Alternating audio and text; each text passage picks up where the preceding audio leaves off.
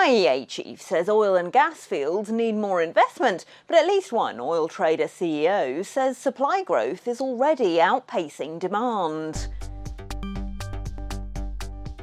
IEA Director Fatih Birol told the CERAWeek energy conference in Houston yesterday that there is a need for more investment in oil and gas to ensure energy security. That puts him more in line with President Trump's pro-drilling agenda, and it's a U-turn for the IEA, which said back in 2021 that there should be no new investment in oil and gas projects. The CEO of oil trader Governor, though, told the same conference that the growth in global oil supply is outstripping demand. So who's right? Well, Homayoun Falakshahi is a senior oil analyst at Kpler. Homayoun, do you agree that the growth in supply is outpacing demand? Yes, indeed. Actually, this year we still see supply growth outpacing at least crude demand because looking at the volume of oil that is going to be increased at refinery processing, it's going to be lower. We think it's only going to be about 400,000 barrels per day, even a bit less, whilst production growth from non-OPEC plus only is going to be about 800,000 barrels per day. And you had OPEC plus increasing its, starting to bring barrels back online as well. On the products demand front, we think it's going to be growing by 800,000 barrels per day. So yes, in total this year, we should see supply outpacing demand. In terms of short-term demand then, the worries about a recession in the US are clearly increasing on the back of President Trump's tariff policy. How do you expect that to hit oil demand? Yeah, indeed. So we actually foresee a few, the US oil demand actually decreasing because of some refinery closures. On the other side, the Trump's new policies on electric vehicles are going to be quite, forbidding and quite tough for new electric vehicle demand.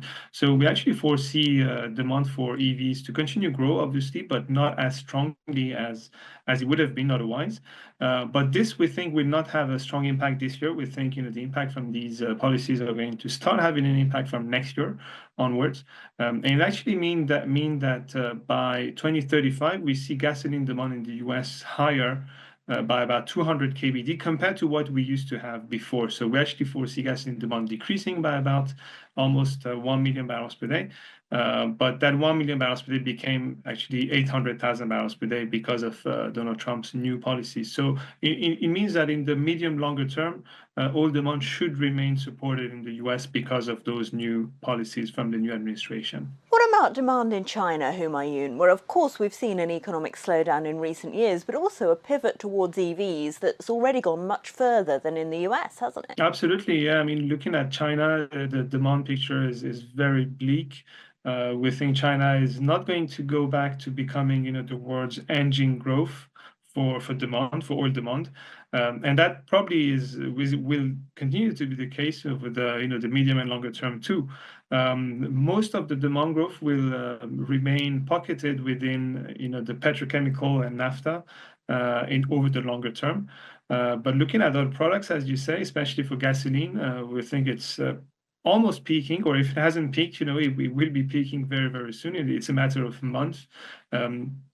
And looking at the big cities, about 50% of the new vehicle sales are actually EVs already. So yes, when it comes to China, we think that long-term oil demand is going to be very weak. You mentioned OPEC Plus bringing barrels back online despite this demand picture. Why? I think, the group came to a conclusion that, it couldn't just kick the can down the road forever. It's true that non-OPEC Plus supply growth is on its own outpacing demand growth for products.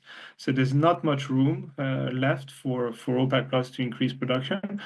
But, the reaction for the market shows that in the end, even if they had probably decided to continue, withholding their production, the reaction would also have been negative because of, the market interpreting that as a signal of weak demand forward looking. What about a potential end to sanctions on Russia, which has of course been mooted recently by President Trump? What would that mean for the market if Russian supply comes back online? I think the potential impact could mean that we could potentially see more Russian crude go back to the US, even though that trade historically was very minimal. It's about 150,000 barrels per day compared to seaborne exports of above 3 million barrels per day for Russia. But that could actually become a savior for some of the US refineries, especially in the US Gulf Coast, because of the sanctions on Venezuela, tariffs on Canada and Mexico. There could be a shortage of medium, heavy type of crude in those refineries. So Russia could actually be one of the solutions for these refineries if it's allowed to export to the US. When it comes to the EU, we don't foresee a relaxation of EU sanctions on Russia anytime soon. So that I think remains out of the question. That was Homayoun Falakshahi of Kpler. Don't forget, you can watch more videos on Reuters.com.